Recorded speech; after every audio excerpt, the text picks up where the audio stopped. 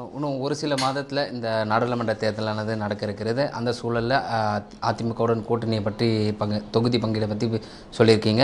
ஏன் நம்ம திருவள்ளூர் தொகுதியை தேர்ந்தெடுத்திருக்கோம், அதற்கான காரணம் என்ன?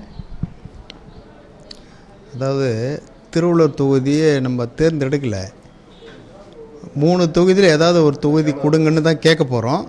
குறிப்பாக திருவள்ளூர் நம்ம சொந்த தொகுதின்றதுனால திருவள்ளூர் கிடச்சா நல்லா இருக்குமே அப்படின்னு தான் நினைக்கிறோம், வேறு ஒன்றும் இல்லை. இந்த சூழலில் ஒரு பக்கம் ஓபிஎஸ், மறுபக்கம் டிடிவி, இவங்களை இணைக்க ஒரு வாய்ப்பு இருக்கா இல்லை அதிமுகவில்?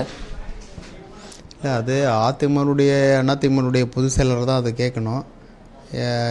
அவங்க இணைவாங்களா இல்லை இணைய மாட்டாங்களான்றது. ஆனால் எனக்கு தெரிஞ்ச வரைக்கும் இப்போ வரைக்கும் அந்த மாதிரி எண்ணம் அங்கே இல்லைன்ற மாதிரி தான் எனக்கு தெரியுது. மேற்கொண்டு அவங்க என்ன சொல்கிறாங்களோ அதுதானே. தொடர்ந்து ஓபிஎஸ் என்ன சொல்கிறாருன்னா, நாடாளுமன்ற தேர்தலுக்குள்ளே நாங்கள் அதிமுகவை மீட்டு எடுப்போம் அப்படின்னு ஒரு பகிரமாக சொல்கிறாரு. இந்த சூழலில் எப்படி இது சாத்தியமானது ஒன்றா? ஏன்னா கூட்டணியில் நீங்கள் ஒரு பக்கம் இருக்கீங்க, இதை பற்றி எப்படி நினைக்கிறீங்க நீங்கள்? இல்லை, நம்ம கூட்டணியில் இருந்தாலும் அது சொந்த கட்சி மேட்ரு, அது அவங்களுக்கு தானே தெரியும். அவங்க தானே முடிவு எடுக்கணும், சேர்க்கலாமா இல்லை வேண்டாமா என்னன்றது அவங்க தான் முடிவு எடுக்கணும். அதில் நம்ம தலையிட முடியாது இல்லையா.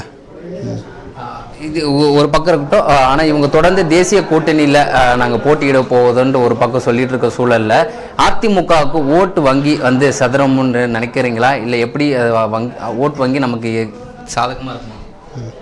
எந்த விதத்துலேயும் அதிமுகனுடைய ஓட்டு வங்கி சரீரத்துக்கான வாய்ப்பு இல்லை.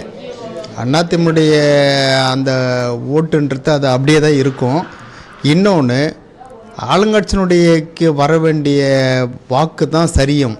ஏன்னா இன்றைக்கி இருக்கின்ற சூழ்நிலையில் அரசு ஊழியர்கள் அத்தனை பேரும் அதிருப்தியாக இருக்கிறாங்க.